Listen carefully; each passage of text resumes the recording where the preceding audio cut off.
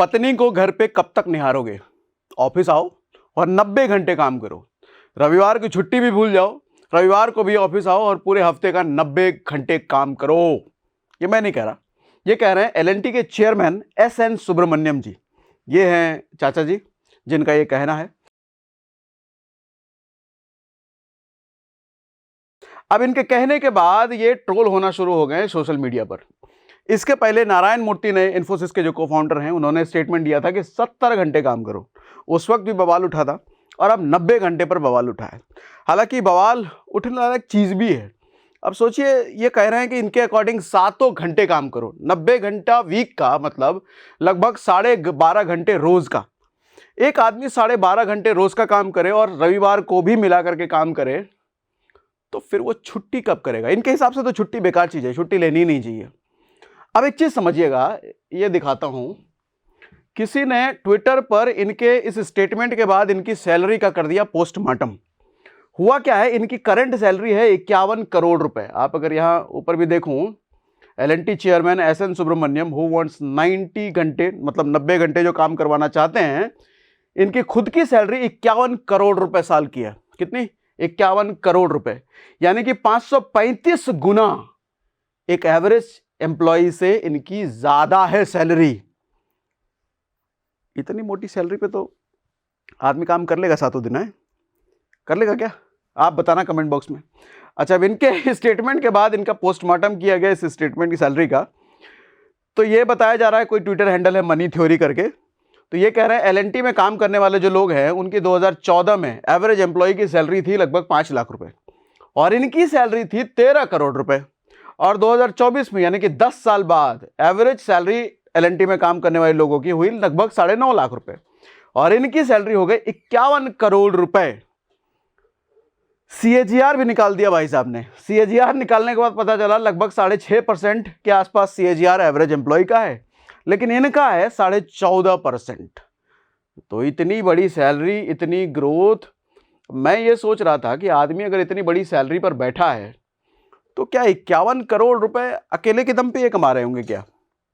अगर ये लीड कर रहे हैं एक ऑर्गेनाइजेशन को, तो बिना इनके नीचे जो काम करने वाले लोग हैं उनके सपोर्ट के, उनके एफर्ट के, उनकी मेहनत के, ये कहाँ से 51 करोड़ पे पहुंच जाएंगे? और 51 करोड़ पे अगर पहुंच गए हैं तो अपने लोगों को, अपने टीम में काम करने वाले लोगों को ऐसी स्टेटमेंट देने के बाद मुझे लगता है इनकी मंशा क्या रही होगी। ये तो वही लगता है कि अंग्रेज जैसे हमारे देश में आए थे तो इंसान को इंसान तो वो समझते नहीं थे, इंसान थोड़ी थे, गुलाम थे। तो गुलाम है तो उनको मारो पीटो, जैसा निचोड़ना है निचोड़ लो। तो शायद मुझे लगता है ऐसे स्टेटमेंट देने के पीछे शायद यही मंशा रहती होगी, या क्या रहती होगी। आपको क्या लगता है कमेंट बॉक्स में बताइए। अब कुछ रियलिटी आपको बताता हूँ, कॉर्पोरेट्स का हाल क्या है। सर, इंडिया में कॉर्पोरेट्स 4 गुना ज्यादा ग्रोथ कर रहे हैं, फिर भी सैलरी स्टैग्नेंट है। एम्प्लॉयज की सैलरी नहीं बढ़ाई जा रही, खुद तो 4 गुना ग्रोथ कर रहे हैं। एचसीएल टेक में एक रिपोर्ट है, एचसीएल टेक में 4% एवरेज सैलरी इंक्रीज है। 4%। सर, उस हिसाब से अगर महंगाई के हिसाब से हम देखें तो अक्टूबर में इन्फ्लेशन लगभग 6.5% के आसपास है। अच्छा, ये किताबी इन्फ्लेशन है। मैं हमेशा इस 6% को किताबी इन्फ्लेशन क्यों कहता हूं कि असल ग्राउंड पे उतर के आप वो चीजें देखो जो चीज हम सबसे ज्यादा कंज्यूम करते हैं, उस पर कितना इन्फ्लेशन है। जैसे फूड इन्फ्लेशन 10.87, यानी कि 11% लगभग, जो दिन में हम 3 बार 4 बार कंज्यूम करते हैं, जो सबसे ज्यादा जिस चीज का कंजम्पशन है उस पर 11% है। दवाई दारू मेडिकल, दारू तो नहीं, दवाई मेडिकल की चीजों पर अगर देखोगे तो 14-15% का इन्फ्लेशन है। तो ये 6% मैं कैसे मानूं? मैं तो कहूंगा 11-12% महंगाई है ना। और इस 11-12% सालाना महंगाई में एक आदमी जो कॉर्पोरेट में काम कर रहा है उसकी 4% सैलरी ग्रोथ हो, या मैं तो कॉर्पोरेट में रहा हूं तो मैंने देखा है कि 3-3 साल तक लोगों की सैलरी बढ़ती नहीं है, और इस धमकी में नहीं बढ़ती है कि तुम्हारी नौकरी नहीं जा रही है। यही सबसे बड़ी बात है, यही तुम्हारे लिए इन्फ्लेशन है कि तुमको नौकरी से नहीं निकाल रहे हैं। इस धमकी पर लोगों से काम करवाया जाता है, लेकिन खुद कॉर्पोरेट 4-4 गुना प्रॉफिट पर है। अच्छा, एक और चीज देखिएगा, सरकार का भी सपोर्ट इस मिडिल क्लास पर नहीं होता है, सैलरी पाने वाले छोटे से एम्प्लॉय पर नहीं होता है। सरकार का भी सपोर्ट इन बड़े कॉर्पोरेट्स पर ही होता है। सर, 2019-20 में कॉर्पोरेट्स को टैक्स पर छूट दी गई थी, लगभग 30% के आसपास हुआ था, 25 कर दिया गया था। लेकिन टैक्स पर आपको कभी आम आदमी के टैक्स, इनकम टैक्स पर कब छूट दिया गया? भैया जो चीज़ें छूट छाट चल रही है, कब से चल रही है, उस पर कोई बदलाव तो है नहीं। न्यू टैक्स रिजीम के नाम पे 50,000 कभी दे देते हैं, कभी 70 कर देंगे, कभी लाख कर देंगे, यही चल रहा है और वे साल का है। तो मेरा सवाल सिर्फ कॉरपोरेट से नहीं है, सरकार से भी ये है कि भैया आप कॉरपोरेट को टैक्स में छूट दे देते हो, लेकिन सबसे ज़्यादा टैक्स तो आप वसूलते हो मिडिल क्लास से ना।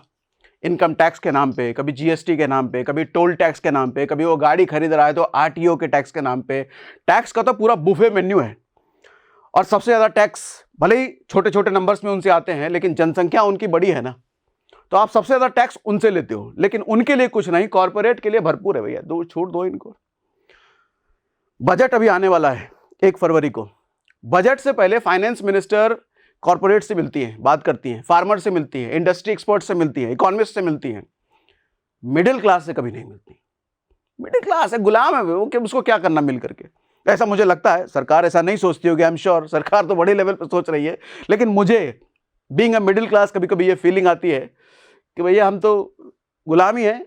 अब यहाँ पे समझने वाली बात यह है कि कॉर्पोरेट को अगर सरकार टैक्स में छूट दे रही है, तो कॉर्पोरेट की रिस्पॉन्सिबिलिटी बनती है कि भैया तुम अपने एम्प्लॉयज़ को भी सैलरी बढ़ाओ। टैक्स तो सरकार कट करेगी नहीं करेगी, वो सरकार का काम है, लेकिन तुम कम से कम सैलरी तो बढ़ाओ। तुमको सरकार छूट दे रही है, लेकिन ऐसा भी हमारे को देखने में नहीं मिलता है बस। और देखो भैया कुछ चीजें, wage growth slows but not for senior executive. Corporates में जो सीनियर एग्जीक्यूटिव होते हैं ना, उनकी ग्रोथ कंपनी के ग्रोथ के हिसाब से आसपास होती है, लेकिन जो छोटे दर पे एम्प्लॉयज होते हैं, जो एवरेज होते हैं, उनकी ग्रोथ नहीं। भैया उनकी ग्रोथ क्यों करेंगे हम? उनको तो महंगाई मार देगी, उनको तो टैक्स मारेगा। सैलरी आएगी तो टीडीएस तो पहले ही कट के आएगा, साल में फिर आईटीआर भरने जाना, गाड़ी लेने जाओगे तो आरटीओ का टैक्स अलग देना, सामान खरीदने जाओगे तो जीएसटी का टैक्स अलग देना, उस पर जीएसटी 50 तरीके से चीज़ें लगी हुई है। 1000 रुपये से कम का जूता ले रहे हो तो इतना % टैक्स, ऊपर ले रहे हो तो इतना % टैक्स। तो ये चीज़ें है भैया। इसमें आपको क्या लगता है, जरा कमेंट बॉक्स में बताइएगा। इस तरह का स्टेटमेंट, ये 90 घंटे काम करो हफ्ते का, इस स्टेटमेंट के पीछे मानसिकता क्या होती होगी? और सरकार तो कॉर्पोरेट्स के लिए कर ही रही है, जैसा मैंने आपको रिपोर्ट दिखाया। मिडिल क्लास के लिए क्या है? 1 तारीख को बजट आने वाला है, पूरा देश सोच रहा है कि हर साल आस लगाता है मिडिल क्लास, तो इस साल कुछ मिलेगा, लेकिन हर साल ही उनको चॉकलेट लेमन जूस जैसी कुछ ना कुछ चीज़ पकड़ा दी जाती है, और फिर कुछ चीज़ें, ये बातें मीडिया में चलती हैं, उसके बाद फिर अपना वही मिडिल क्लास 9 to 7 की नौकरी में बिजी हो जाता है। फिर ये उम्मीद लगती है कि अगले साल कुछ होगा, और यही चीज़ हर साल चलती है। इस साल भी 1 तारीख को देखते हैं क्या होता है। और ये 90 घंटे वाली बात मुझे अच्छी नहीं लगी। आपको लगे क्या? बताइएगा ज़रा। बस इतनी बात थी, मैंने सोचा शेयर करूं। थोड़ा दिल पे ठेस लगा तो मैंने कहा ये ठेस आप तक भी जानी चाहिए। बस।